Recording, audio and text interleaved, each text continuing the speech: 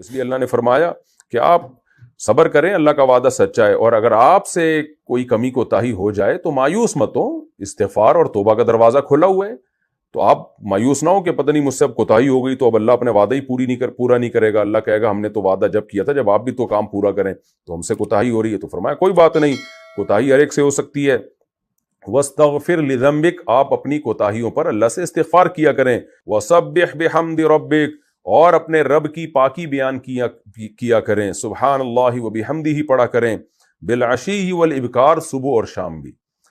یہ بھی صبر پر قائم کرنے کا ایک وظیفہ ہے کہ اللہ کی حمد و ثنا کی جائے، اللہ کی کبریائی بیان کی جائے، اس سے اللہ سے ریلیشن مضبوط ہوتا ہے۔ یہ بھی وہ نسخہ ہے ڈپریشن اور ٹینشن اور اسٹریس دور کرنے کا جو آج ماہر نفسیات کے پاس نہیں ہے،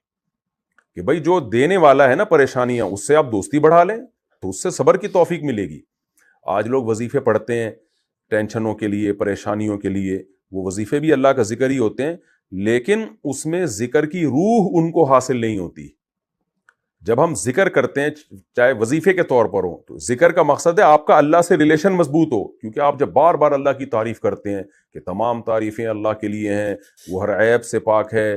اس کے سوا کوئی عبادت کے لائق نہیں، بہت سارے اذکار ہیں نا احادیث میں، تو اس سے آپ کے دل میں اللہ کی محبت پیدا ہوتی ہے، کیونکہ جس چیز کا تذکرہ زیادہ کیے جائے، اچھا تذکرہ، اس کی محبت دل میں پیدا ہوتی ہے۔ تو جب آپ اللہ کی بار بار کبریائی بیان کریں گے، آپ کا اللہ سے ریلیشن مضبوط ہوگا۔ جب مضبوط ہوگا تو جس سے انسان کو محبت زیادہ ہوتی ہے نا، تو محبوب کو خوش کرنے کے لیے اس کے لیے قربانیاں دینا اور پریشانیوں کو برداشت کرنا آسان ہو جاتا ہے۔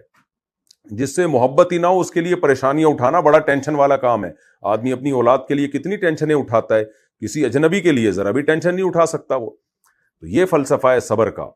کہ اے نبی، آپ نے کیا کرنا ہے، آپ سے جو کوتاہی کبھی ہو جاتی ہے اس پہ آپ مایوس نہ ہو، توبہ کا دروازہ، استغفار کا دروازہ کھلا ہوا ہے، کوئی بات نہیں، ہر ایک سے کوتاہی ہوتی ہے، تو آپ تو پیغمبر ہیں، خلاف اولا کام آپ سے ہو سکتا ہے، گناہ نہیں ہو سکتا۔ یہ اہل سنت والجماعت کا اجماعی عقیدہ ہے کہ کسی پیغمبر سے گناہ نہیں ہو سکتا، پیغمبر معصوم ہوتے ہیں۔